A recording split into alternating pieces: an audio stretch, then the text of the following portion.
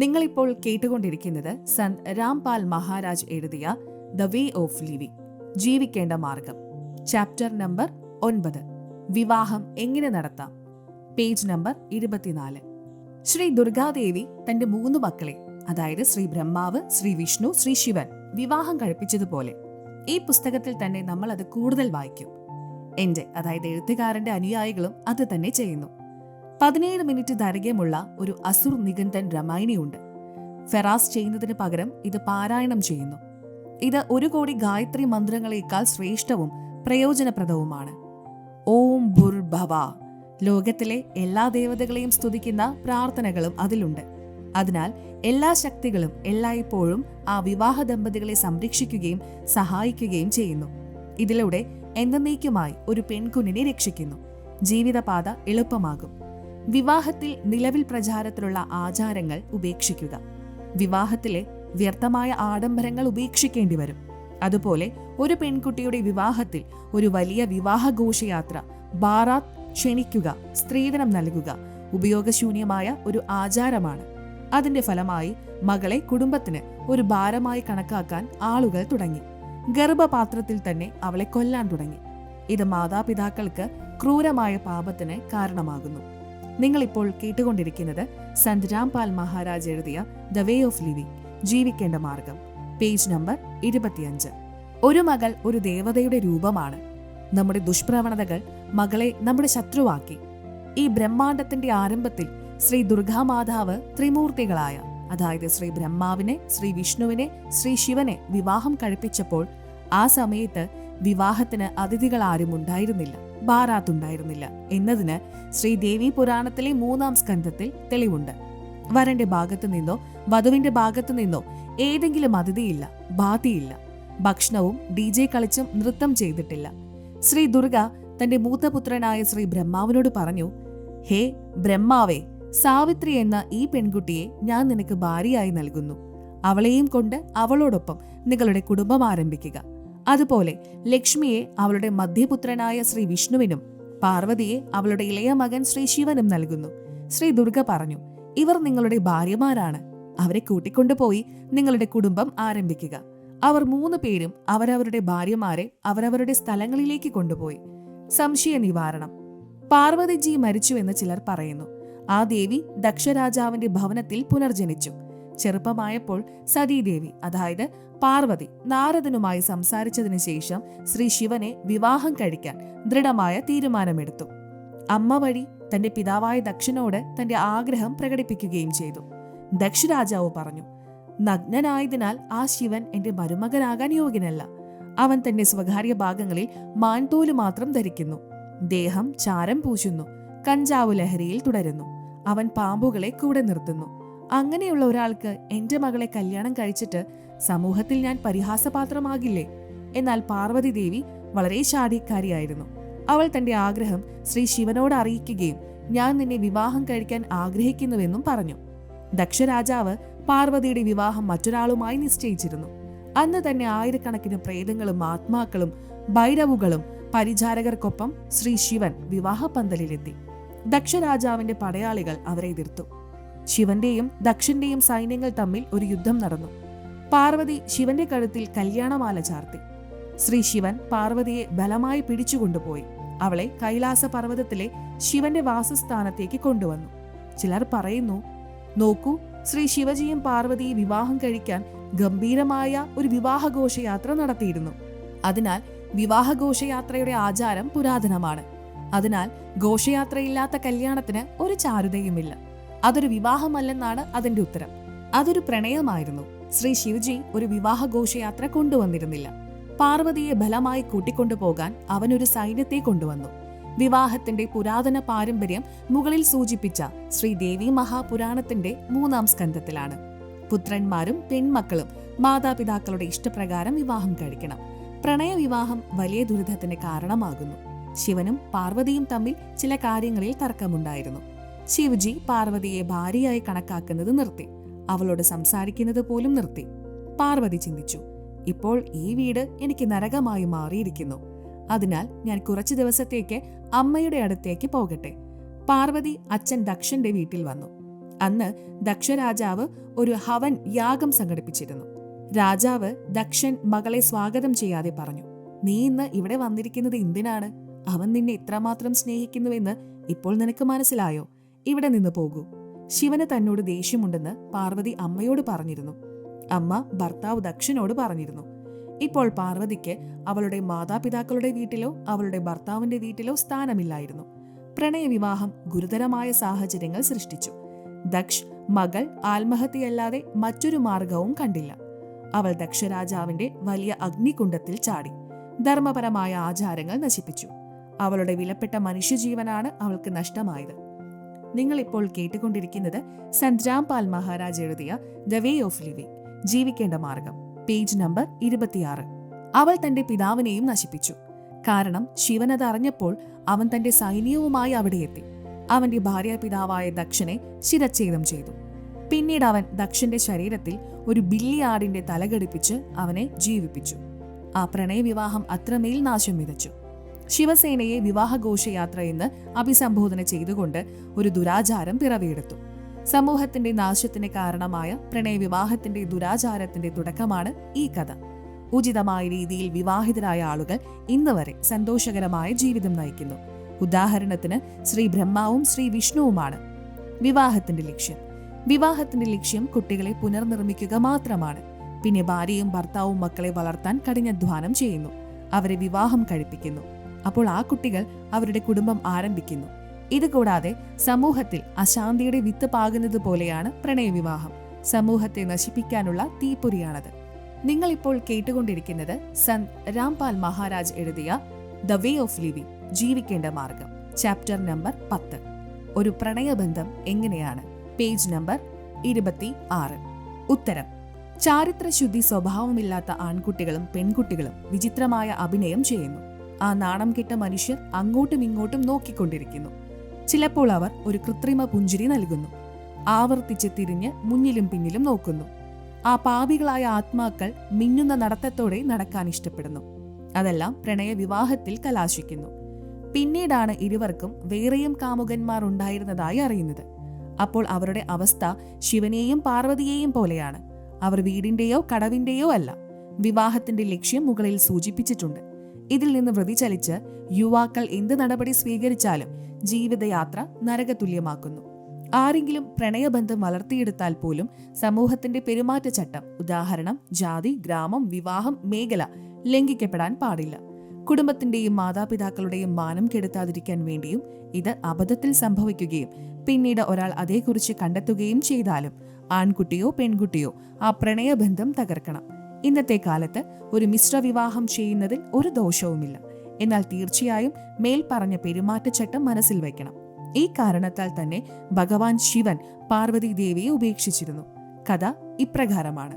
സന്ത് രാംപാൽ മഹാരാജ് എഴുതിയ the way of living, ജീവിക്കേണ്ട മാർഗം എന്ന പുസ്തകത്തിൽ page number 26, chapter number 11 Paramasivan തന്റെ പത്നിയെ ഉപേക്ഷിക്കുന്ന കഥ വിവരിച്ചിട്ടുണ്ട്. ശ്രീ ദശരഥന്റെ അയോധ്യയിലെ രാജാവ് പുത്രനായ ശ്രീരാമചന്ദ്രൻ വനവാസക്കാലം കടന്നു പോകുമ്പോൾ അക്കാലത്ത് ലങ്കയിലെ രാജാവായ രാവണൻ സീതയെ തട്ടിക്കൊണ്ടുപോയി. ശ്രീരാമൻ അറിഞ്ഞില്ല. സീതയിൽ നിന്നുള്ള വേർപാടിൽ ശ്രീരാമൻ വിലപിച്ചു. ശിവനും പാർവതിയും ആകാശത്ത് നിന്ന് ഇത് കണ്ടു. പാർവതി ശിവനോട് ചോദിച്ചു, എന്തിനാണ് ഈ മനുഷ്യൻ ഇത്ര കരയുന്നത്? എന്ത് പ്രതിസന്ധിയാണ് അദ്ദേഹത്തിന് സംഭവിച്ചത്? ശ്രീ ശിവൻ പറഞ്ഞു, അവനൊരു സാധാരണ മനുഷ്യനല്ല. ദശരഥ രാജാവിന്റെ ഭവനത്തിൽ ജനിച്ച ശ്രീ വിഷ്ണുവാണ്. ഇപ്പോൾ വനവാസക്കാലം കടന്നു പോകുന്നു. രാമന്റെ ഭാര്യ സീതയും കൂടെ വന്നിരുന്നു. ആരോ അവളെ തട്ടിക്കൊണ്ടുപോയി. അതുകൊണ്ട് അവൻ ദുഃഖിതനാണ്. പാർവതി പറഞ്ഞു, ഞാൻ സീതയുടെ രൂപം ധരിച്ച് അവന്റെ മുമ്പിൽ പോകും. അവൻ എന്നെ തിരിച്ചറിഞ്ഞാൽ അവൻ ദൈവമാണെന്ന് ഞാൻ വിശ്വസിക്കും. നിങ്ങളിപ്പോൾ കേട്ടുകൊണ്ടിരിക്കുന്നത് സന്ത് രാംപാൽ മഹാരാജ് എഴുതിയ ദ വേ ഓഫ് ലിവിംഗ്, ജീവിക്കേണ്ട മാർഗം, പേജ് നമ്പർ 27. ശിവൻ പാർവതിയോട് പറഞ്ഞു, ഈ തെറ്റ് ചെയ്യരുത്. സീതയുടെ രൂപം നീ ധരിച്ചാൽ എനിക്കൊരു പ്രയോജനവുമില്ല. അന്നേരം പാർവതി പറഞ്ഞു, ശരി, ഞാൻ അവനെ പരീക്ഷിക്കില്ല. എന്നാൽ ശിവൻ വീട്ടിൽ നിന്ന് ഇറങ്ങിയ ഉടനെ അവൾ സീതയുടെ രൂപം ധരിച്ച് ശ്രീരാമന്റെ മുന്നിൽ ചെന്ന് നിന്നു. ശ്രീരാമൻ പറഞ്ഞു, ഓ ദക്ഷപുത്രിയായ മായേൻ, നീ ഇന്ന് ഒറ്റയ്ക്ക് വന്നത് എങ്ങനെ? ശ്രീ ശിവൻ എവിടെ?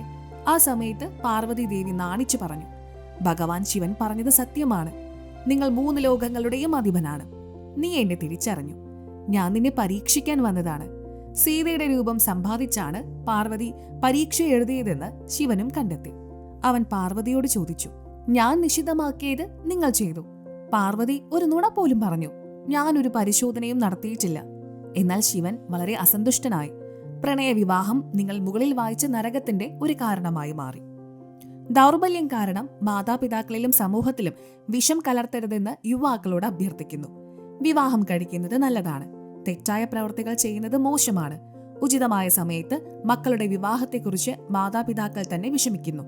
അവർ വിവാഹിതരാണെന്ന് ഉറപ്പുവരുത്തും. പിന്നെ എന്തിനാണ് ചെറുപ്പക്കാർ ഈ തലവേദന എടുക്കുന്നത്? ഒരാൾ വിവാഹം കഴിക്കുന്നത് വരെ ഒരാൾ ആവേശത്തിലാണ്.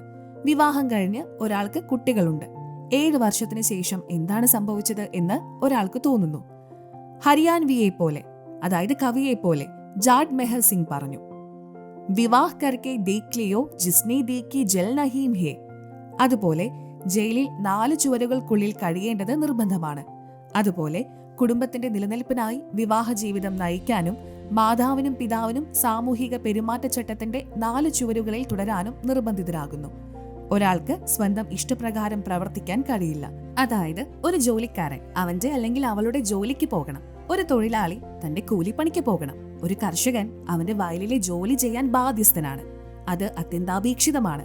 അതിനാൽ വിവാഹ ജീവിതത്തെ പെരുമാറ്റച്ചട്ടത്തിന്റെ ജയിൽ എന്ന് വിളിക്കുന്നു. എന്നാൽ ഈ ജയിലില്ലാതെ ലോകത്തിന്റെ ഉത്ഭവം സാധ്യമല്ല. ഞങ്ങളുടെ അച്ഛനും അമ്മയും വിവാഹിതരായി.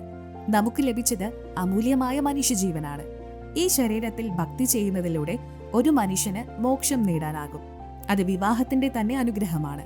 ശാന്തവും ധാർമ്മികവുമായ ഒരു മനുഷ്യ സമൂഹത്തിൽ നാശം വിതയ്ക്കുന്ന യുവാക്കളിൽ കാമവികാരങ്ങളെ ഉത്തേജിപ്പിക്കാൻ സെക്സി കഥകൾ പറഞ്ഞും പാട്ടുകൾ പാടിയും സ്വഭാവശുദ്ധിയില്ലാത്ത ആളുകൾ ഈ വിശുദ്ധ ബന്ധത്തെ ദുഷിപ്പിക്കുന്നു. ഇതിന്റെ ഫലമായി നിരവധി കുടുംബങ്ങളാണ് തകരുന്നത്. അതുപോലെ ഒരേ ഗ്രാമത്തിലെ ഒരു ആൺകുട്ടിയും പെൺകുട്ടിയും പ്രണയബന്ധം നാശത്തിന്റെ വിത്ത് പാകിയതായി പത്രങ്ങളിൽ വായിക്കുന്നു. പെൺകുട്ടിയുടെ വീട്ടുകാർ അവളെ ഒരുപാട് ഉപദേശിച്ചുവെങ്കിലും അശ്ലീല ചിത്രങ്ങളിൽ നിന്ന് പ്രചോദനം ഉൾക്കൊണ്ട് പെൺകുട്ടി അത് കാര്യമാക്കിയില്ല. പെൺകുട്ടിയുടെ കുടുംബാംഗങ്ങളാണ് പെൺകുട്ടിയെ കൊലപ്പെടുത്തിയത്. ഇതുമൂലം ആ പെൺകുട്ടിയുടെ സഹോദരനും അച്ഛനും അമ്മയും അനിയത്തിയും ജയിലിലായി. അവർ ജീവപര്യന്തം ശിക്ഷിക്കപ്പെട്ടു. പ്രണയത്തിന്റെ രീതിയിൽ ഇരുവരും കുടുംബത്തെ ചുട്ടുകളഞ്ഞു. നന്നായി സ്ഥിരതാമസമാക്കിയ ഒരു കുടുംബം തകർന്നു. ദുരഭിമാന കൊലയ്ക്ക് കേസെടുക്കുമ്പോൾ വധശിക്ഷ വരെ ലഭിക്കാവുന്ന നിരവധി സംഭവങ്ങളുണ്ട്. യുവജനങ്ങളെ ചിന്തിക്കേണ്ടത് ഇതാണ്. നിങ്ങളിൽ നിന്ന് ഒരുപാട് പ്രതീക്ഷകളോടെയാണ് നിങ്ങളുടെ മാതാപിതാക്കൾ ജീവിക്കുന്നത്. അവർ നിങ്ങളെ പഠിപ്പിക്കുന്നു, വളർത്തുന്നു. സാമൂഹിക പെരുമാറ്റച്ചട്ടം മറന്ന് ഒരു ചെറിയ തെറ്റ് കാരണം നിങ്ങൾ ഒരു വലിയ തെറ്റ് ചെയ്യുകയും നിങ്ങളുടെ ജീവിതം നശിപ്പിക്കുകയും ചെയ്യുന്നു. അതിനാൽ കുട്ടികൾ നിർബന്ധമായും സത്സംഗം കേൾക്കണം. സാമൂഹികമായ ഉയർച്ച താഴ്ചകളെക്കുറിച്ച് അവരെ ഒരു പാഠം പഠിപ്പിക്കേണ്ടത് ആവശ്യമാണ്. അത് ഏതാണ്ട് ഇല്ലാതായിരിക്കുന്നു. നിങ്ങളിപ്പോൾ കേട്ടുകൊണ്ടിരിക്കുന്നത് സന്ത് രാംപാൽ മഹാരാജ് എഴുതിയ ദ വേ ഓഫ് ലിവിംഗ്, ജീവിക്കേണ്ട മാർഗം, പേജ് നമ്പർ 28. ചോദ്യം: എങ്ങനെയാണ് വിവാഹ ഘോഷയാത്ര പ്രചാരത്തിലായത്, അതായത് ബാറാത്ത് പ്രചാരത്തിലായത്? ഉത്തരം: ഇത് രാജാക്കന്മാരിൽ നിന്നാണ് ആരംഭിച്ചത്. മകന്റെ വിവാഹത്തിൽ അവർ സൈന്യത്തെ എടുക്കാറുണ്ടായിരുന്നു. യാത്രയിൽ രാജാവിന്റെ സുരക്ഷയ്ക്കായി സൈന്യം പോകാറുണ്ടായിരുന്നു. ഇതിന്റെ മുഴുവൻ ചെലവും വധുവിന്റെ പിതാവാണ് വഹിച്ചിരുന്നത്. വ്യാപാരികളും വ്യവസായികളും സ്ത്രീധനമായി അമിതമായ ആഭരണങ്ങളും പണവും നൽകിയിരുന്നു. ഗ്രാമത്തിലെ മറ്റു പാവപ്പെട്ടവരെ ദിവസക്കൂലിക്ക് കൊണ്ടുപോയി അവർക്ക് സുരക്ഷയൊരുക്കുക പതിവായിരുന്നു. ആദ്യ ദിവസം വരന്റെ വീട്ടുകാർ അവരുടെ വീട്ടിൽ മധുരപലഹാരങ്ങൾ നൽകി. വധുവിന്റെ കുടുംബം ഓരോ കാവൽക്കാരനും ഒരു വെള്ളി നാണയവും വെങ്കല ഗ്ലാസും നൽകാൻ പ്രേരിപ്പിച്ചു. വണ്ടിയും കാളയും കൊണ്ടുപോകുന്ന പാവങ്ങളെ കുറച്ച് അധിക കാശുമായി വശീകരിച്ചു. മുമ്പ് കാടുകൾ ധാരാളമായിരുന്നു. ഗതാഗത മാർഗങ്ങളൊന്നും ഉണ്ടായിരുന്നില്ല. അങ്ങനെ അതൊരു ആചാരമായി മാറി. അക്കാലത്ത് വരൾച്ച ഉണ്ടാകാറുണ്ടായിരുന്നു. പണ്ട് ആളുകൾ ദരിദ്രരായിരുന്നു. ഒരു ധനികനെ ഒറ്റയ്ക്ക് കണ്ടെത്തിയാൽ അവനെ കൊള്ളയടിക്കുക എന്നത് ഒരു സാധാരണ കാര്യമായിരുന്നു. ഇക്കാരണത്താൽ ഒരു വിവാഹ ഘോഷയാത്ര, അതായത് ബാറാത്ത് പോലെയുള്ള ഒരു സൈന്യം പ്രബലമായി. പിന്നീട് അതൊരു ആഡംബര പാരമ്പര്യമായി മാറി. ഇപ്പോൾ അതിന്റെ ആവശ്യമില്ല. ചോദ്യം: ബാട്ടും നോന്ത്യ നോംധറും എങ്ങനെ ആരംഭിച്ചു? ഉത്തരം: വിവാഹ ഘോഷയാത്രയുടെ വരവ്, സ്ത്രീധനം എന്നിവയിൽ നിന്നാണ് അതിന്റെ ഉത്ഭവം. വിവാഹ ഘോഷയാത്ര കൊണ്ടുപോകാൻ വരന്റെ കുടുംബം മധുരപലഹാരങ്ങൾ നൽകുന്നു. വധുവിന്റെ കുടുംബം വിവാഹ അതിഥികൾക്ക് അതിൽ ബാട്ടും ന്യോത്യയും നോംത്യ ചടങ്ങ് ആരംഭിച്ചു. ന്യോത്യ ഗ്രൂപ്പിൽ ഗ്രാമത്തിൽ നിന്നും അയൽ ഗ്രാമങ്ങളിൽ നിന്നും അടുത്തുള്ളവരും പ്രിയപ്പെട്ടവരുമുണ്ട്. ഒരു പെൺകുട്ടിയുടെയോ ആൺകുട്ടിയുടെയോ കല്യാണം നടന്നാൽ വീട്ടുകാർക്ക് മാത്രം ചെലവ് താങ്ങാൻ കഴിയില്ല. അതിനായി ആ ഗ്രൂപ്പിൽ ഏകദേശം 100 അതിലധികമോ അംഗങ്ങളുണ്ട്. എല്ലാ അംഗങ്ങളും അവരുടെ സാമ്പത്തിക സ്ഥിതി അനുസരിച്ച് ന്യോംദ പണം വിവാഹം കഴിക്കുന്ന കുട്ടിയുടെ പിതാവിന് നൽകുന്നു. ഒരാൾ 100 രൂപ, ഒരാൾ 200 രൂപ, ഒരാൾ കുറവ്, ഒരാൾ കൂടുതൽ നൽകുന്നു. ഇതൊരു തരം സൗജന്യ വായ്പയാണ്. ഒരാൾ അതിന് പലിശ നൽകേണ്ടതില്ല. എല്ലാവരുടെയും ന്യോംദ പണം രേഖപ്പെടുത്തിയിട്ടുണ്ട്.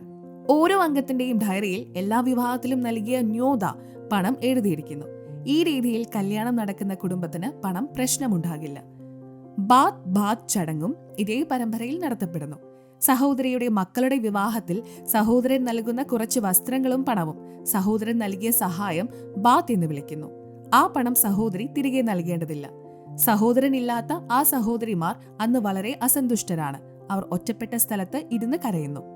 പീലിയ, ഒരു ആൺകുഞ്ഞ് ജനിച്ചാൽ മാതൃകുടുംബം വീട്ടിലുണ്ടാക്കുന്ന ശുദ്ധമായ ദേശീയ നെയ്യ്, കുറച്ച് ഗൗ നെയ്യ് പ്ലസ് വറുത്ത മാവ് പ്ലസ് തേങ്ങ പ്ലസ് കാരവിത്ത് പ്ലസ് കുരുമുളക് എന്നിവയുടെ മിശ്രിതം ഗൗന്ദ് എന്നാണ് അറിയപ്പെടുന്നത്, കുട്ടിയുടെ അമ്മയ്ക്ക് അയച്ചു കൊടുക്കുന്നു.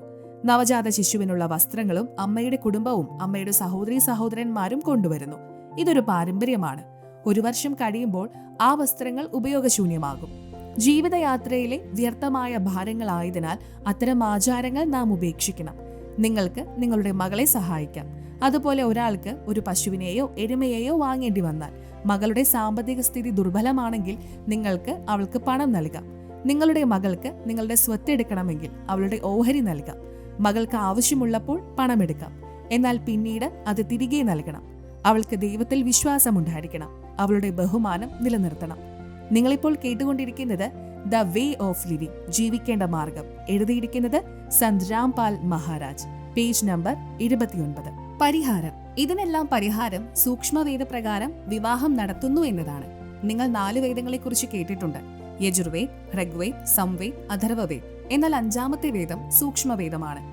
ദൈവം സ്വയം ഭൂമിയിൽ അവതരിച്ച് അദ്ദേഹത്തിന്റെ അമൃത പ്രഭാഷണത്തിലൂടെ അദ്ദേഹത്തിന്റെ മുഖകമലത്തിൽ നിന്ന് ഉച്ചരിച്ചു. അതായത് രാംപാൽ ദാസിന്റെ അനുയായികൾ ആ 5ാമത്തെ വേദം അനുസരിച്ചാണ് വിവാഹ ചടങ്ങുകൾ നടത്തുന്നത്. അതിൽ മുകളിൽ പറഞ്ഞ ആചാരങ്ങളൊന്നും ആവശ്യമില്ല. വിവാഹത്തിനോ മറ്റെന്തെങ്കിലും അവസരങ്ങളിലോ വരനോ വധുവിന്റെ വീട്ടുകാർക്കോ ഒരു ചെലവും ചെയ്യേണ്ടതില്ല. അദ്ദേഹത്തിന് കന്യാദാനം മാത്രമേ നടത്താനുള്ളൂ. അതായത് അവരുടെ മകളെ ദാനം ചെയ്യുക. ഒരു പെൺകുട്ടിക്ക് ധരിക്കാൻ 4 വസ്ത്രങ്ങൾ മാത്രമേ കൊണ്ടുപോകാൻ കഴിയൂ. അവൾ ധരിച്ചിരിക്കുന്ന ഒരു ജോഡി ഷൂ മതി. അവൾ പോകുന്ന കുടുംബം ആ പെൺകുട്ടിയെ അവരുടെ കുടുംബാംഗങ്ങളെ പോലെ നിലനിർത്തും. അവരുടെ വീടിന്റെ സാമ്പത്തിക സ്ഥിതി അനുസരിച്ച് മറ്റേതൊരു കുടുംബാംഗത്തെയും പോലെ അവൾക്ക് ആവശ്യമായ എല്ലാ സാധനങ്ങളും അവർ ആ കുട്ടിക്ക് നൽകും. ഒരു മകൾ അവളുടെ അമ്മ, അച്ഛൻ, സഹോദരൻ, അനിയത്തി എന്നിവർക്ക് ഒരു ഭാരമാകില്ല. അവൾ മാതാപിതാക്കളുടെ വീട് സന്ദർശിക്കുമ്പോഴെല്ലാം അവൾ അവിടെ നിന്ന് വസ്ത്രമോ പണമോ എടുക്കില്ല. അതുകൊണ്ട് തന്നെ അവൾ അവളുടെ സഹോദരനും അനിയത്തിക്കും പ്രിയപ്പെട്ടവളായിരിക്കും. അവൾ വന്നിട്ടുണ്ട്, ഇപ്പോൾ അവൾക്ക് 4000 രൂപയെങ്കിലും ചിലവാക്കാൻ അവൾ ഞങ്ങളെ പ്രേരിപ്പിക്കും. എന്നാൽ ഞങ്ങളുടെ മകൾ ബഹുമാനത്തോടെ ഇരുകൂട്ടർക്കും എപ്പോഴും പരസ്പരം അളവറ്റ സ്നേഹമുണ്ടായിരിക്കും. ഒരാൾക്ക് നല്ല ഭക്തി ചെയ്യാനും കഴിയും. ഈ രീതിയിൽ ജീവിതത്തിന്റെ യഥാർത്ഥ പാതയിൽ ചവിട്ടി നാം നമ്മുടെ ലക്ഷ്യസ്ഥാനത്ത്, മോക്ഷസ്ഥാനത്ത് വേഗത്തിൽ എത്തിച്ചേരും. ചോദ്യം: രാവിലെയോ മംഗളകരമായ ജോലിക്ക് പോകുമ്പോഴോ കുട്ടികളില്ലാത്ത ഒരാളുടെ, അതായത് കുട്ടികളില്ലാത്തവരുടെ മുഖം കാണുന്നത് അശുഭകരമായി കണക്കാക്കപ്പെടുന്നു. എന്തുകൊണ്ടാണ് ഇത് അങ്ങനെ? ഉത്തരം: പൂർണ്ണമായ ആത്മീയ അറിവിന്റെ അഭാവം മൂലമുള്ള തെറ്റായ സങ്കല്പമാണിത്. ഒരു വ്യക്തിക്ക് 4 ആൺമക്കളുണ്ടെന്ന് ഈ പുസ്തകത്തിന്റെ 6ാം പേജിൽ വായനക്കാർക്ക് വായിക്കാം. പക്ഷാഘാതം വന്നപ്പോൾ ആരും അവനെ പരിചരിച്ചില്ല. കുട്ടികൾ ഉണ്ടായതുകൊണ്ട് മാത്രം ആ മനുഷ്യനെ ഒരു ദർശനം നടത്തുന്നത് നല്ലതാണോ? അവന്റെ ദുരവസ്ഥ കാണുന്നത് ആർക്കാണ് നല്ലത്? സന്ത് രാംപാൽ മഹാരാജ് എഴുതിയ ദ വേ ഓഫ് ലിവിംഗ്, ജീവിക്കേണ്ട മാർഗം എന്ന പുസ്തകത്തിലെ 12ാം അധ്യായത്തിൽ, നന്ദി കെട്ട മകൻ എന്ന അധ്യായത്തിൽ അദ്ദേഹം കുറച്ച് കാര്യങ്ങൾ വിശദീകരിക്കുന്നുണ്ട്. പേജ് നമ്പർ 29ലാണ് ആ അധ്യായം. ഒരാൾക്ക് 2 ആൺമക്കൾ ഉണ്ടായിരുന്നു. പട്ടാളത്തിൽ നിന്ന് വിരമിച്ച ഇയാൾക്ക് പെൻഷൻ ലഭിച്ചിരുന്നു.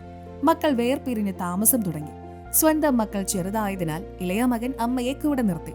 അവരെ നോക്കാൻ മുത്തശ്ശി ആവശ്യമായിരുന്നു. അച്ഛൻ മൂത്ത മകനോടൊപ്പം പോയി. അച്ഛൻ പറഞ്ഞു, എന്റെ പെൻഷൻ പണം ഞാൻ ആരുടെ സ്ഥലത്ത് ഭക്ഷണം കഴിക്കുന്നുവോ ആ മകന് ഞാൻ നൽകും. ഇളയ മകൻ പറയാറുണ്ടായിരുന്നു, ഞങ്ങൾ 2 പേർക്കും പകുതി പെൻഷൻ വിതരണം ചെയ്യൂ. അച്ഛൻ വിസമ്മതിച്ചു. അങ്ങനെ ഇരിക്കെ ഒരു ദിവസം ഇളയ മകൻ വടികൊണ്ട് അച്ഛന്റെ തലയിൽ അടിച്ചു. അച്ഛൻ ഉടനെ മരിച്ചു. മകനെ ജീവപര്യന്തം തടവിന് ശിക്ഷിച്ചു. ഒരു പുത്രനുണ്ടായതിനാൽ ആ വ്യക്തിക്ക് കാഴ്ച ലഭിക്കുന്നത് ഐശ്വര്യമായി തങ്ങളുടെ കടം വീട്ടാനും ഒരു കുടുംബത്തിൽ മകൻ, മകൾ, ഭാര്യ, അമ്മ, അച്ഛൻ, സഹോദരൻ, സഹോദരി എന്നിങ്ങനെ വലിയ ആഡംബരത്തിൽ ജീവിക്കുന്നവരായി കാണപ്പെടുന്നു. പക്ഷെ പലരും ചെറുപ്പത്തിൽ തന്നെ മരിക്കുന്നു. ചിലർ വിവാഹം കഴിഞ്ഞയുടൻ മരിക്കുന്നു. ഇവരെല്ലാം കടം വീട്ടിക്കഴിഞ്ഞാൽ ഉടൻ മരിക്കും. കുട്ടികളില്ലാത്തവർക്ക് ഇടപാടുകളൊന്നും ബാക്കിയില്ല. ഒരു സമ്പൂർണ്ണ ഗുരുവിൽ നിന്ന് ദീക്ഷ സ്വീകരിക്കുമ്പോൾ അവൻ ഭക്തി ചെയ്യുന്നുവെങ്കിൽ അവരെ പോലെ ഭാഗ്യവാന്മാർ മറ്റാരുമില്ല. അവർക്ക് സന്തോഷിക്കാൻ ആരുടെയും ജനനത്തിലും ആരുടെയും മരണത്തിലും ദുഃഖിക്കാനുമില്ല. ആ സന്താനമില്ലാത്തവരുടെ ദർശനം വളരെ ഐശ്വര്യമാണ്. മക്കൾ ഉണ്ടായാലും ഇല്ലെങ്കിലും ഭക്തി ചെയ്തില്ലെങ്കിൽ രണ്ടുപേരും ജീവിതം നശിപ്പിക്കും. അവർ ഭക്തി അനുഷ്ഠിക്കുകയാണെങ്കിൽ ഇരുവരുടെയും ദർശനം ലഭിക്കുന്നത് ഐശ്വര്യമാണ്. സന്ത് രാംപാൽ മഹാരാജ് എഴുതിയ ദ വേ ഓഫ് ലിവിംഗ് ജീവിക്കേണ്ട മാർഗം എന്ന പുസ്തകത്തിലെ ചാപ്റ്റർ 13 കുട്ടികളില്ലാത്ത ദമ്പതികൾ സൂക്ഷിക്കുക എന്ന് പറഞ്ഞിരിക്കുന്നു. നിങ്ങളിപ്പോൾ കേട്ടുകൊണ്ടിരിക്കുന്നത് ജീവിക്കേണ്ട മാർഗം എന്ന പുസ്തകത്തിലെ അധ്യായം 13, പേജ് നമ്പർ 30. സന്താനങ്ങളില്ലാത്ത ആ പുണ്യാത്മാക്കൾക്ക് ആത്മീയ ജ്ഞാനത്തിന്റെ അഭാവം മൂലം സന്താനങ്ങൾ ഉണ്ടാകാനുള്ള തീവ്രമായ ആഗ്രഹമുണ്ട്. അതിനായി അവർ സാധ്യമായ എല്ലാ ശ്രമങ്ങളും നടത്തുന്നു. എന്നിട്ടും അവരുമായി എന്തെങ്കിലും ഇടപാടുകൾ നടത്തുന്ന ആരെയും സന്താനങ്ങളെ ലഭിച്ചില്ലെങ്കിൽ ജീവിതകാലം മുഴുവൻ ഒരു കുട്ടിയില്ലാത്തതിന്റെ സങ്കടം അവർ വഹിക്കും. പ്രത്യേകിച്ച് ഒരു സ്ത്രീക്ക് ഒരു കുട്ടി ഉണ്ടാകാനുള്ള തീവ്രമായ ആഗ്രഹമുണ്ട്. വന്യ എന്ന് വിളിക്കുന്നത് അവൾക്ക് ഇഷ്ടമല്ല. പരിശോധനയ്ക്ക് ശേഷം ഒരു ഡോക്ടർ പ്രഖ്യാപിക്കുകയാണെങ്കിൽ പോലും നിങ്ങൾക്ക് വന്യതയുടെ ലക്ഷണങ്ങളൊന്നുമില്ല, അത് ദൈവത്തിന്റെ ഇഷ്ടമാണ്. എന്നാൽ തത്വജ്ഞാനമില്ലാത്ത ഒരു സ്ത്രീ ഈ ആഗ്രഹത്തോടെ മാത്രം മരിക്കുന്നു. ഭക്തി ചെയ്യാത്തതിനാൽ അവളുടെ അടുത്ത ജന്മം നായയുടേതാണ്. അപ്പോൾ യമന്റെ, അതായത് മരണത്തിന്റെ ദൂതന്മാർ അവളോട് പറഞ്ഞു, സഹോദരി, ഇപ്പോൾ സന്താനങ്ങളെ പുനരുൽപാദിപ്പിക്കുക, എല്ലാ നഷ്ടങ്ങളും നികത്തുക. ഒരു ഗർഭധാരണത്തിൽ നിങ്ങൾ 8 സന്താനങ്ങളെ പുനർനിർമ്മിക്കും. അതിനുശേഷം നിങ്ങളുടെ അടുത്ത ജന്മം ഒരു പന്നിയുടേതായിരിക്കും. ഒരു പ്രസവത്തിൽ നിങ്ങൾ 12 സന്തതികളെ ജനിപ്പിക്കും. 7-8 തവണ ഗർഭം ധരിക്കും. സന്താനങ്ങൾ ഉണ്ടാകാനുള്ള നിങ്ങളുടെ വിശപ്പ് പൂർണ്ണമായി ശമിപ്പിക്കുക. ഹേ പുണ്യാത്മാക്കളെ, സഹോദരീ സഹോദരന്മാരെ, ആത്മീയ അറിവ് മനസ്സിലാക്കുക. നിങ്ങളുടെ മനുഷ്യജീവിതം വിജയകരമാക്കുക, ക്രമപ്പെടുത്തുക, തടസ്സങ്ങളിൽ നിന്ന് മുക്തമാക്കുക. നിങ്ങളുടെ ജീവിത രീതി, അതായത് ഒരു സമ്പൂർണ്ണ ഗുരുവിൽ നിന്ന് ദീക്ഷ സ്വീകരിച്ച് ഭക്തി ചെയ്യുക. നിങ്ങളുടെ ക്ഷേമം നേടുക. നിങ്ങളിപ്പോൾ കേട്ടുകൊണ്ടിരിക്കുന്നത് സന്ത് രാംപാൽ മഹാരാജ് എഴുതിയ ദ വേ ഓഫ് ലിവിംഗ് ജീവിക്കേണ്ട മാർഗം, പേജ് നമ്പർ 30. അറിവില്ലാത്തവർ വിവാഹത്തിൽ നൃത്തം ചെയ്യുന്നു, ചാപ്റ്റർ നമ്പർ 14. ഒരു ദിവസം റോഹ്തക്കിൽ നിന്നുള്ള ഒരു ആൺകുട്ടി വിവാഹം കഴിക്കാൻ കാറിൽ ഭിവാനിയിലേക്ക് പോകുന്നതായി ഞാനൊരു പത്രത്തിൽ വായിച്ചു. ആ കാറിൽ അദ്ദേഹത്തോടൊപ്പം അവന്റെ 2 സഹോദരിമാരുടെ ഭർത്താക്കന്മാരും ഉണ്ടായിരുന്നു. ആദ്യ ദിവസം കുടുംബാംഗങ്ങളെല്ലാം, സഹോദരിമാർ, അമ്മ, അച്ഛൻ, കസിൻസ്, അളിയന്മാർ, പിതൃസഹോദരന്മാർ ഡിജെയുടെ സംഗീതത്തിൽ നൃത്തം ചെയ്യുകയായിരുന്നു. അവർ ഉന്മാദാവസ്ഥയിലായിരുന്നു. കലനൂരിന് സമീപം വരൻ സഞ്ചരിച്ചിരുന്ന കാർ കൂറ്റൻ ട്രെയിലറിൽ ഇടിക്കുകയായിരുന്നു. കാറിലുണ്ടായിരുന്ന മുഴുവൻ യാത്രക്കാരും മരിച്ചു. വരൻ മരിച്ചു. സഹോദരിമാർ 2 പേരും വിധവകളായി. മാതാപിതാക്കൾക്ക് ഒരു മകൻ മാത്രമേ ഉണ്ടായിരുന്നുള്ളൂ. എല്ലാം നശിച്ചു. ഇപ്പോൾ DJ പ്ലേ ചെയ്യൂ, സംഗീതത്തിനൊപ്പം നൃത്തം ചെയ്യുക. ഈശ്വരഭക്തിയാൽ ഇത്തരം പ്രതിസന്ധികൾ ഒഴിവാകും. അതിനാൽ എന്റെ, അതായത് രാംപാൽ ദാസിന്റെ അനുയായികളോടുള്ള കർശനമായൊരു കൽപ്പനയാണിത്. ദൈവത്തെ ഭയപ്പെട്ട് പ്രവർത്തിക്കുക. ലളിതമായി വിവാഹം നടത്തുക. ഈ ദുഷ്ടലോകത്ത് ഒരു ഉറപ്പുമില്ല. ഒരു പ്രതിസന്ധി വരുമെന്ന് ആർക്കറിയാം. നിങ്ങളിപ്പോൾ കേട്ടുകൊണ്ടിരിക്കുന്നത് സന്ത് രാംപാൽ മഹാരാജ് എഴുതിയ ജീവിക്കേണ്ട മാർഗം, ദ വേ ഓഫ് ലിവിംഗ് എന്ന പുസ്തകമാണ്. Page number 31, chapter number 15. സന്തുകളായവർ നൽകിയ ജ്ഞാനം. ഒരു ഗ്രാമീണൻ ആദ്യമായി ശ്രീ നാനാക് ദേവ്ജിയുടെ അടുത്തേക്ക് പോയി. നാനാക് ജി ഏകാന്തതയിൽ നാമം, അതായത് മന്ത്രം സ്മരിച്ചുകൊണ്ടിരിക്കുകയായിരുന്നു. ചിന്താകുലനായിരിക്കുന്നത് അദ്ദേഹം കണ്ടു. ആ മനുഷ്യൻ പറഞ്ഞു, സത്നാം വാഹി ഗുരു. ശ്രീ നാനാക് ജി മറുപടിയും പറഞ്ഞു. തുടർന്ന് നാനാക് ജി അദ്ദേഹത്തിന് ഭക്ഷണം നൽകുകയും അറിവ് നൽകുകയും ചെയ്തു. ആ മനുഷ്യൻ പോയി. മറ്റൊരു ദിവസം ആ മനുഷ്യൻ വീണ്ടും വന്നു പറഞ്ഞു, മഹാരാജി, താങ്കൾ ഒരിക്കലും സന്തോഷവാനാണെന്ന് തോന്നുന്നില്ല. എന്താണ് കാരണം? സന്ത് നാനാക് ജി പറഞ്ഞു, നാ ജാനെ കാൽ കി കർ ഡാരെ കിസ് വിധി थल जा पासावे जिन्हाते सिरते मौत खुड़क दी उन्हानु कहरा हासावे. അർത്ഥം, സന്ത് നാനാക് ജി പറഞ്ഞു, സഹോദര, ഈ നശ്വര ലോകത്ത് എല്ലാം നശിക്കുന്നു. ആരുടെ ഊഴം എപ്പോൾ വരുമെന്ന് അറിയില്ല. അതിനാൽ നൃത്തം, പാട്ട്, തമാശ എന്നിവ തലയിൽ മരണമലറുന്ന ഒരു വ്യക്തിക്ക് എങ്ങനെ കഴിയും? ഒരു വ്യക്തിയുടെ ഭാര്യ അവരുടെ വിവാഹം കഴിഞ്ഞ 10 വർഷത്തിന് ശേഷം ഒരു ആൺകുഞ്ഞിന് ജന്മം നൽകി. ആ ആഘോഷത്തിൽ അവന്റെ ജനനം അവർ ലഡുകൾ, മധുരമുണ്ടാക്കി, ബാൻഡും വാദ്യങ്ങളും വായിച്ചു, ഉന്മാദമുണ്ടാക്കി. അടുത്ത വർഷം ജന്മദിനത്തിൽ തന്നെ ആ കുട്ടി മരിച്ചു. ഒരു വശത്ത് അവർ ജന്മദിനം ആഘോഷിക്കാൻ ഒരുങ്ങിയപ്പോൾ അവർ കരയാനും തുടങ്ങി. വീട് നരകമായി. ഇപ്പോൾ ആഘോഷിക്കൂ. ഈ സത്യം കേട്ടപ്പോൾ ആ വ്യക്തി വിറയ്ക്കാൻ തുടങ്ങി. ഭഗവാനെ, നിങ്ങളുടെ പ്രസ്താവനകൾ സത്യമാണ്, പക്ഷെ നിങ്ങൾ ഒരിക്കലും ആഘോഷിക്കുന്നില്ലേ? ശ്രീ നാനാക് ജി മറുപടി പറഞ്ഞു, ഞാൻ ആഘോഷിക്കുന്നു. സാധ് മിലെ സാരെ ഷാദി ഹൂന്തി, ബിഛുഡദാ ദിൽ ഗീരി വേ. അഖ്ദേ നാനക് സുനോ ജഹാന, മുഷ്കിൽ ഹാൽ ഫക്കീരി വേ. അർത്ഥം: എന്റെ ശിഷ്യന്മാർ സത്സംഗം കേൾക്കാൻ വരുമ്പോൾ, എല്ലാവരും ഭക്തിയിൽ മുഴുകിയിരിക്കുന്ന സഭയെ കാണുമ്പോൾ ഞാൻ സന്തോഷിക്കുന്നു. ആരും അനങ്ങിയില്ല. സത്സംഗം കഴിഞ്ഞ് അവർ പോകുമ്പോൾ അജ്ഞരായ ചിലർ അവരെ വഴിതെറ്റിക്കുകയും ദൈവത്തിൽ നിന്ന് അകറ്റുകയും ചെയ്തേക്കാമെന്നതിൽ എനിക്ക് സങ്കടമുണ്ട്. അജ്ഞാതരായ സന്യാസിമാർ, ഫക്കീറുകൾ, അതായത് ഭക്തിയെ ദുഷ്കരമാക്കിയെന്ന് ശ്രീ നാനാക് ജി പറഞ്ഞു. പൂർണ്ണമായ മോക്ഷപാതയെക്കുറിച്ച് അവർക്കറിയില്ല. വഴിതെറ്റിക്കാനുള്ള ഗുരുവായി അവർ മാറിയിരിക്കുന്നു. അവരുടെ മധുരമായ സംഭാഷണങ്ങളിലൂടെ അവർ എന്റെ ഭക്തരെ കാലിന്റെ കിടിയിലേക്ക് കൊണ്ടുപോകുന്നു. അതിനാൽ അവരെല്ലാം വീണ്ടും സത്സംഗത്തിലേക്ക് തിരിച്ചു വരുന്നതുവരെ ഞാൻ ആശങ്കാകുലനാണ്. അവരെല്ലാവരും വരുമ്പോൾ എനിക്ക് സന്തോഷമാകുന്നു. എന്നാൽ ഞങ്ങൾ നൃത്തം ചെയ്യുകയോ പാടുകയോ ചെയ്യുന്നില്ല. ഞങ്ങളത് നമ്മുടെ ഹൃദയത്തിൽ അനുഭവിക്കുന്നു. മരണത്തെ നാം ഒരിക്കലും മറക്കില്ല, കബീർജി പറഞ്ഞു. മൗത് ബിസാരി മൂർഖ, അച്രജ് ക്യാ കോൺ, തൻ മിട്ടി മേ മിൽ ജായേഗാ ജോ ആട്ടെ മേ ലോൺ. അർത്ഥം: ഹേ വിഡ്ഢി, മരണത്തെ മറന്ന് നിങ്ങൾ ചെയ്ത അത്ഭുതകരമായ കാര്യം. ഒരു ദിവസം നിങ്ങൾ മരിക്കും. നിങ്ങളുടെ ശരീരം അഴുക്കു കലരും. നിങ്ങളുടെ ഒരു അംശം പോലും കാണില്ല. മാവിൽ ഉപ്പ് കലക്കിയ ശേഷം കാണാത്തതുപോലെ ഒരു മനുഷ്യൻ, അതായത് സ്ത്രീ പുരുഷൻ, തന്റെ മരണ ദിവസം മറന്നതിനു ശേഷം മാത്രമേ സ്വാർത്ഥതയോടെ തെറ്റുകൾ ചെയ്യുകയുള്ളൂ. ലോകത്തിൽ അശ്രദ്ധയായി തുടരുന്നു എന്നതാണ് അർത്ഥം. ഒരാളുടെ മരണത്തെ ഓർക്കുന്ന ഒരാൾക്ക് ഒരിക്കലും പാപമോ തെറ്റായ പ്രവൃത്തിയോ ചെയ്യാൻ കഴിയില്ല. മറ്റൊരു ഉദാഹരണം: ഒരു ദിവസം ഒരു ബിസിനസ്സുകാരൻ ഒരു സന്യാസിയുടെ ആശ്രമത്തിൽ പോയി. ആ വ്യവസായി ഒരു വലിയ സഞ്ചി നിറയെ ആപ്പിളും ഓറഞ്ചും വാഴപ്പഴവും കൊണ്ടുപോയി. സന്യാസി അത് എല്ലാം ഒരു കൊട്ടയിലാക്കി. അതിൽ മറ്റു പ്രസാദങ്ങൾ, അനുഗ്രഹിച്ച പഴങ്ങൾ സൂക്ഷിച്ചു. 2 ദിവസം കഴിഞ്ഞ് വ്യവസായി ചെന്നപ്പോൾ കുട്ട നിറയെ പഴങ്ങളുണ്ടായിരുന്നു. സന്യാസി കുറച്ച് പഴങ്ങൾ ഭക്തർക്ക് വിതരണം ചെയ്തു. ചില ഭക്തർ പഴം പ്രസാദമായി കൊണ്ടുവന്നു. അവർ അത് കൊട്ടയിലിട്ടു. കച്ചവടക്കാരൻ സന്യാസിയോട് പറഞ്ഞു, മഹാരാജ്, താങ്കൾ എന്തുകൊണ്ട് പഴം കഴിക്കുന്നില്ല? സന്യാസി പറഞ്ഞു, ഞാൻ മരണം കാണുന്നു, അതിനാൽ എനിക്ക് അവ ഭക്ഷിക്കാൻ കഴിയില്ല. കച്ചവടക്കാരൻ ചോദിച്ചു, മഹാരാജ്, താങ്കൾ എപ്പോഴാണ് ഈ ലോകത്തിൽ നിന്ന് പുറപ്പെടുന്നത്? സന്യാസി പറഞ്ഞു, ഇന്ന് മുതൽ 40 വർഷത്തിന് ശേഷം ഞാൻ മരിക്കും. ബിസിനസ്സുകാരൻ പറഞ്ഞു, അല്ലയോ മഹാരാജ്, എല്ലാവരും മരിക്കണം, പിന്നെ എന്തിനാണ് ഭയപ്പെടുന്നത്? ഇതിൽ അർത്ഥമില്ല. ഒരു സാധാരണക്കാരൻ പോലും ഇതുപോലെ ഭയപ്പെടുന്നില്ല. താങ്കൾ എന്താണ് സംസാരിക്കുന്നത്? ബിസിനസ്സുകാരൻ 2-3 ദിവസത്തിന് ശേഷം വന്ന് സമാനമായ പ്രസ്താവനകൾ നടത്തി. നിങ്ങളിപ്പോൾ കേട്ടുകൊണ്ടിരിക്കുന്നത് സന്ത് രാംപാൽ മഹാരാജ് എഴുതിയ ദ വേ ഓഫ് ലിവിംഗ്, ജീവിക്കേണ്ട മാർഗം എന്ന പുസ്തകത്തിലെ പേജ് നമ്പർ 32.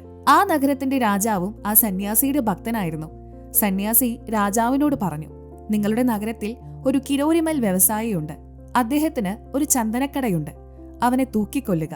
തൂക്കിക്കൊല്ലാനുള്ള തീയതി 1 മാസത്തിന് ശേഷം ചാന്ദിനി ചൗദസിൽ, ചന്ദ്രന്റെ 2 ആഴ്ചയുടെ 14-ാം ദിവസം നിശ്ചയിക്കുക. ജയിലിൽ വ്യവസായിയുടെ സെല്ലിൽ ഒരു കുട്ട നിറയെ പഴങ്ങളും 1 ലിറ്റർ പാലും 1 കുടമുണ്ടെന്ന് ഉറപ്പുവരുത്തുക. അയാൾക്ക് ഗീറും ഹൽവയും പൂരിയും ബടിയും ഒരു പച്ചക്കറി വിഭവവും കഴിക്കാൻ കൊടുക്കുക.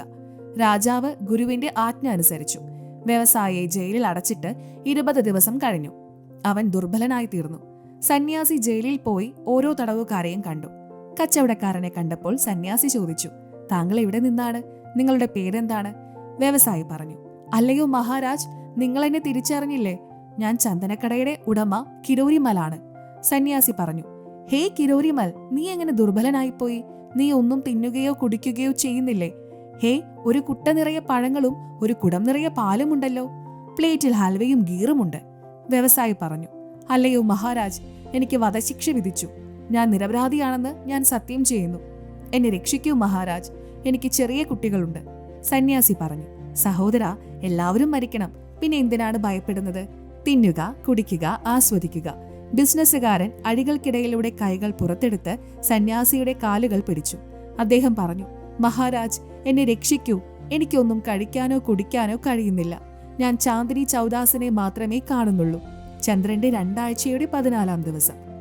സന്യാസി പറഞ്ഞു, ബിസിനസ്മാൻ അതുപോലെ സാധു സന്യാസിമാർ അവരുടെ ചാന്ദിനി ചൗദയെ 40 വർഷങ്ങൾക്ക് ശേഷമാണെങ്കിലും കാണുന്നു.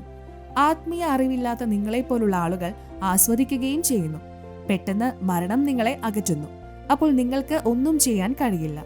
അതേസമയം 40 വർഷത്തിന് ശേഷം വരുന്ന എന്റെ മരണ ദിവസം ഞാൻ കാണുന്നു. ഇക്കാരണത്താൽ എനിക്ക് മിതമായ അളവിൽ മാത്രമേ കഴിക്കാൻ കഴിയൂ. ആസ്വാദനം ഒരിക്കലും എന്റെ മനസ്സിൽ പ്രവേശിക്കുന്നില്ല. ഞാൻ എപ്പോഴും ദൈവത്തെക്കുറിച്ചുള്ള ചിന്തകളിൽ മുഴുകിയിരിക്കുന്നു. നിങ്ങളുടെ അറിവിന്റെ കണ്ണുകൾ അജ്ഞതയാൽ മൂടപ്പെട്ടിരിക്കുന്നു. അവ സത്സംഗത്തിൽ തുറക്കപ്പെടുന്നു. അതിലൂടെ ഒരാൾക്ക് ജീവിക്കാനുള്ള വഴി ലഭിക്കും. ഒരാൾ മോക്ഷം പ്രാപിക്കുന്നു. വ്യാപാരിയെ മോചിപ്പിക്കാൻ സന്യാസി രാജാവിനോട് ആവശ്യപ്പെട്ടു. വ്യവസായി ദീക്ഷ സ്വീകരിച്ച് ക്ഷേമം നടത്തി. നിങ്ങളിപ്പോൾ കേട്ടുകൊണ്ടിരിക്കുന്നത് സന്ത് രാംപാൽ മഹാരാജ് എഴുതിയ ദ വേ ഓഫ് ലിവിംഗ്, ജീവിക്കേണ്ട മാർഗം, പേജ് നമ്പർ 33, ചാപ്റ്റർ നമ്പർ 16, വിവാഹശേഷമുള്ള യാത്ര. വിവാഹശേഷം ഭാര്യാഭർത്താക്കന്മാർ പരസ്പരം വിശ്വാസം കാത്തു സൂക്ഷിക്കുക എന്നത് അവരുടെ കടമയാണ്. അവർ രണ്ടുപേരും ജതി, ശുദ്ധമായ ഭർത്താവ്, സതി, ശുദ്ധമായ ഭാര്യ എന്നിവരുടെ നിയമം പിന്തുടരണം എന്നതാണ് ഉദ്ദേശം. ഭർത്താവിന് പൂർണ്ണമായ വിശ്വാസമുണ്ടായിരിക്കണം. എന്റെ ഭാര്യയ്ക്ക് മറ്റൊരു പുരുഷൻ എത്ര സുന്ദരനായാലും പണക്കാരനായാലും കീഴടങ്ങാൻ കഴിയില്ല. അതുപോലെ ഭാര്യയ്ക്ക് പൂർണ്ണമായ വിശ്വാസമുണ്ടായിരിക്കണം. എന്റെ ഭർത്താവ് മറ്റൊരു സ്ത്രീയിൽ മതിപ്പുളവാക്കുന്നില്ല. ഒരു അപ്സരസ് സ്വർഗത്തിൽ നിന്ന് ഇറങ്ങിയാലും അവളുമായി ലൈംഗിക ബന്ധത്തിൽ ഏർപ്പെടാൻ കഴിയില്ല എന്ന്. കഥ. ഒരു യുവ സൈനികനുണ്ടായിരുന്നു. അദ്ദേഹത്തിന്റെ ഭാര്യ സതി, അതായത് വിശ്വസ്തയായിരുന്നു. സേനയിലെ തന്റെ കൂട്ടാളികളോട് അദ്ദേഹം ഇക്കാര്യം പറഞ്ഞു. ഈ വാർത്ത രാജാവിന്റെ മന്ത്രി ഷേർഖാൻ വരെ എത്തി. അദ്ദേഹം അത് രാജാവിനോട് പറയുകയും ഇത് ശരിയോ തെറ്റോ എന്ന് അന്വേഷിക്കാൻ അഭ്യർത്ഥിക്കുകയും ചെയ്തു. രാജാവ് ഒരു സമ്മേളനം വിളിച്ച് ആ പട്ടാളക്കാരനായ ചാപ് സിംഗ് ചൗഹാനെ ആളയച്ചു. സഭയിൽ രാജാവ് ചോദിച്ചു, നിങ്ങളുടെ ഭാര്യ നിങ്ങളോട് വിശ്വസ്തയാണെന്ന് നിങ്ങൾ പറയുന്നു. ഒരു പ്രോത്സാഹത്തിനും അവൾ ഒരിക്കലും മറ്റൊരു പുരുഷനുമായി ലൈംഗിക ബന്ധത്തിൽ ഏർപ്പെടില്ല. സൈനികൻ ചാപ് സിംഗ് പറഞ്ഞു, ഇത് 100% സത്യമാണ്. രാജാവ് പറഞ്ഞു, അത് കള്ളമാണെന്ന് കണ്ടെത്തിയാൽ പിന്നെ? പട്ടാളക്കാരൻ പറഞ്ഞു, എങ്കിൽ നിങ്ങൾ എന്ത് ശിക്ഷ നൽകിയാലും ഞാൻ സ്വീകരിക്കും. മന്ത്രി ഷേർഖാൻ പറഞ്ഞു, രാജാവേ, ഞാൻ വ്യക്തിപരമായി ഈ പരിശോധന നടത്തും. രാജാവ് പറഞ്ഞു, ശരി.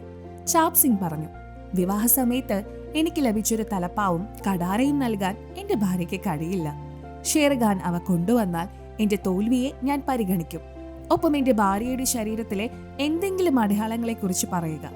എന്റെ ഭാര്യയുടെ വിശ്വസ്തത നഷ്ടപ്പെട്ടുവെന്ന് ഞാൻ അംഗീകരിക്കും. ഷേർഖാൻ ചാപ് സിംഗിന്റെ പട്ടണത്തിൽ പോയി ഒരു വിവരദാതാവായ സ്ത്രീയോട് പറഞ്ഞു, ഈ പട്ടണത്തിൽ ഒരു പട്ടാളക്കാരനായ ചാപ് സിംഗിന്റെ ഭാര്യയുണ്ടെന്ന്. അവളുമായി ലൈംഗിക ബന്ധത്തിൽ ഏർപ്പെടാൻ എനിക്ക് ക്രമീകരണം ചെയ്യുക. ഞാൻ നിങ്ങൾക്ക് ധാരാളം പണം തരാം. ആ സ്ത്രീ പറഞ്ഞു, എന്തായാലും ഇത് സാധ്യമല്ല. അപ്പോൾ ഷേർഖാൻ പറഞ്ഞു, വിവാഹ സമയത്ത് അയാൾക്ക് ലഭിച്ച വിവാഹത്തിന്റെ അടയാളവും തലപ്പാവും കഠാരയും എങ്ങനെയെങ്കിലും അവന്റെ വീട്ടിൽ നിന്ന് കൊണ്ടുവരിക. നിങ്ങൾക്ക് പോലും അത് മോഷ്ടിച്ചു കൊണ്ടുവരാം. കൂടാതെ എന്തെങ്കിലും അടയാളമുണ്ടെങ്കിൽ ചാപ് സിംഗിന്റെ ഭാര്യ സോമവതിയോട് സ്വകാര്യ ഭാഗങ്ങൾ അല്ലെങ്കിൽ തുട അതും കണ്ടെത്തുക. ചാപ് സിംഗിന്റെ വ്യാജ പിതൃസഹോദരിയുടെ വേഷം ധരിച്ച ആ സ്ത്രീ സോമവതിയുടെ വീട്ടിൽ അതിഥിയായി പോയി. സോമവതിയുടെ വിവാഹത്തിനോ ശേഷമോ ചാപ് സിംഗിന്റെ പിതൃസഹോദരി വന്നിരുന്നില്ല. അസുഖം കാരണം അവൾക്ക് വിവാഹത്തിൽ പങ്കെടുക്കാൻ പോലും കഴിഞ്ഞില്ല.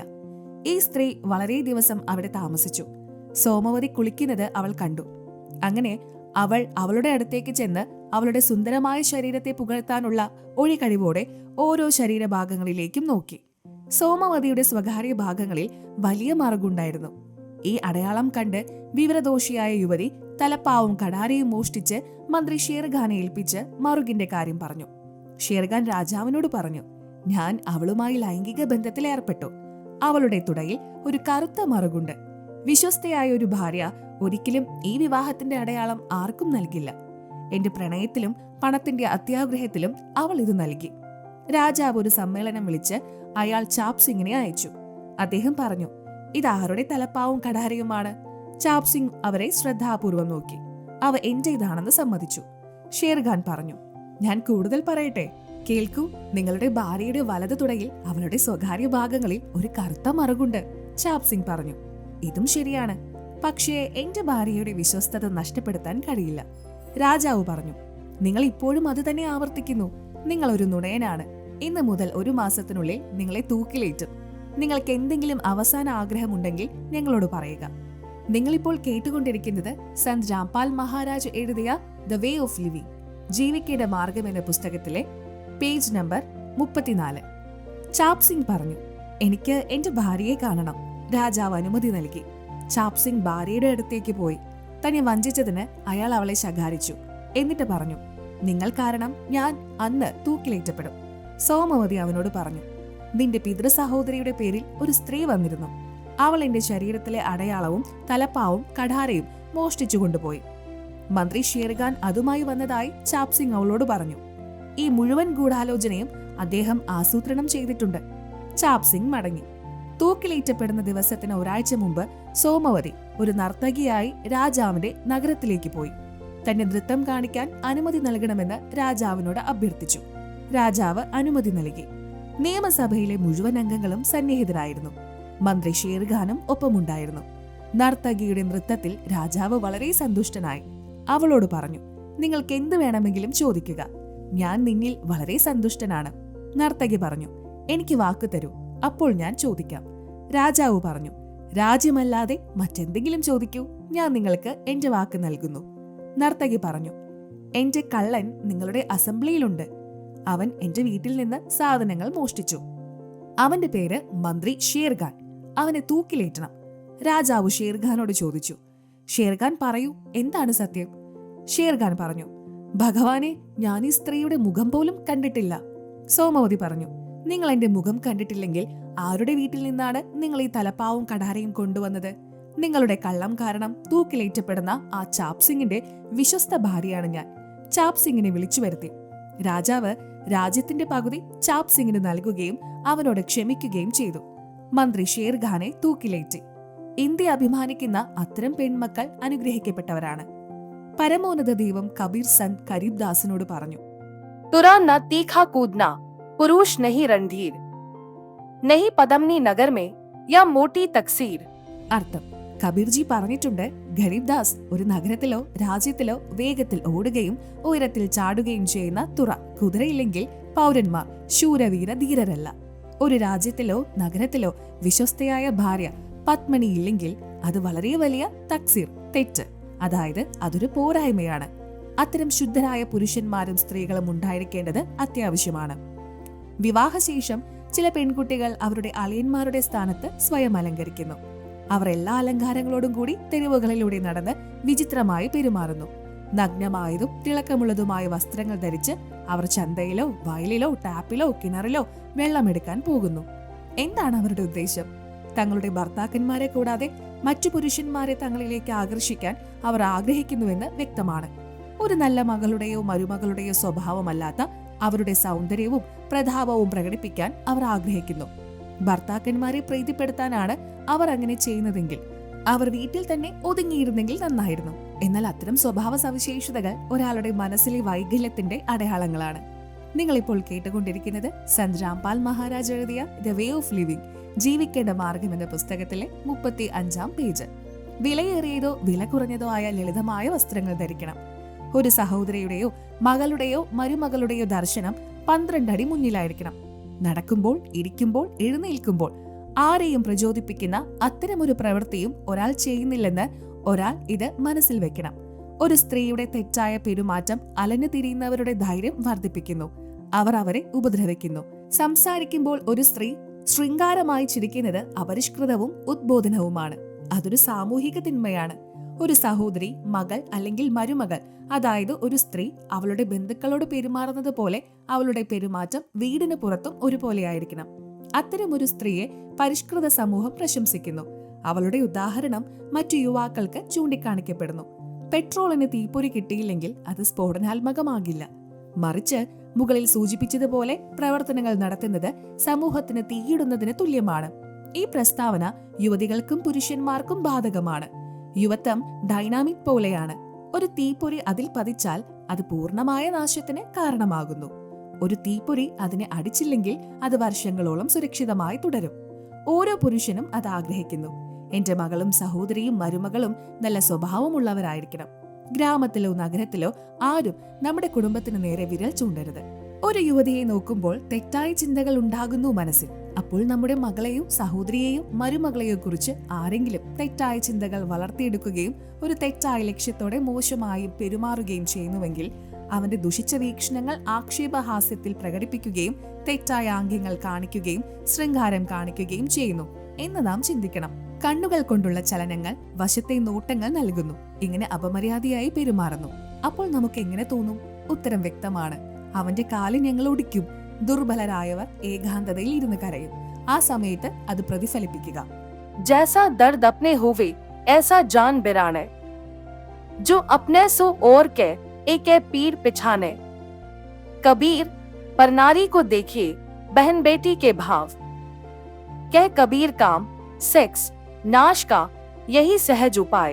പരിഹാരം. പരമോന്നത ദൈവം കബീർ പറഞ്ഞു, ലൈംഗിക പീഡനത്തിന് പ്രേരിപ്പിക്കുന്നവർ വ്യാജവും സാങ്കല്പിക കഥകളും ഉല്ലാസകരമായ ആംഗ്യങ്ങളും കാണിക്കുന്ന സിനിമകൾ. അത് കാണുമ്പോൾ തന്നെ കൊച്ചുകുട്ടികൾ അവരെ അനുകരിക്കാൻ തുടങ്ങുകയും നാണം കെട്ടവരായി മാറുകയും ചെയ്യുന്നു. സിനിമയിൽ കാണിക്കുന്ന ഏതൊരു പ്രവർത്തനവും വീട്ടിലോ തെരുവിലോ പരിഷ്കൃത സമൂഹത്തിലോ അവതരിപ്പിക്കാൻ കഴിയില്ല. പിന്നെ അവരെ നിരീക്ഷിക്കുന്നതിന്റെ പിന്നിലെ ഉദ്ദേശം എന്താണ്? ഒന്നുമില്ല. ഒരേ ഒരു ഒഴിവ് കഴിവ് വിനോദമാണ്. സമൂഹത്തിന്റെ നാശത്തിന്റെ മൂലകാരണവും ഇതേ വിനോദമാണ്. എന്റെ, അതായത് രാംപാൽ ദാസിന്റെ അനുയായികൾ സിനിമകൾ കാണാറില്ല. അലഞ്ഞു നടക്കുന്ന യുവാക്കൾ ചെയ്യുന്ന അശ്ലീല ഗാനങ്ങൾ, സിനിമാ ഗാനങ്ങൾ, നാടകങ്ങൾ, അശ്ലീല ചർച്ചകൾ നല്ല യുവാക്കളും അവരുടെ കൂട്ടത്തിൽ പ്രചോദനം നേടുകയും അസംബന്ധങ്ങൾ ചെയ്യാൻ തുടങ്ങുകയും ചെയ്യുന്നു. പരമോന്നത ദൈവം കബീർ പറഞ്ഞു, कथा करो करतार की, सुनो कथा करतार। काम सेक्स कथा सुनो नहीं, कह कबीर विचार। അർത്ഥം: പരമാത്മാവ് കബീർ ഒന്നുകിൽ ദൈവത്തിന്റെ മഹത്വം പാടുക എന്ന് വിശദീകരിച്ചു, കഥ സംസാരിക്കുക, അല്ലെങ്കിൽ എവിടെയെങ്കിലും ദൈവത്തെക്കുറിച്ചുള്ള ചർച്ച, കഥ നടക്കുന്നുണ്ടെങ്കിൽ അത് ശ്രദ്ധിക്കുക. ലൈംഗികതയോ അശ്ലീലമോ ആയ ചർച്ചകൾ ഒരിക്കലും കേൾക്കരുത്. കബീർജി ഈ വീക്ഷണം നൽകിയിട്ടുണ്ട്.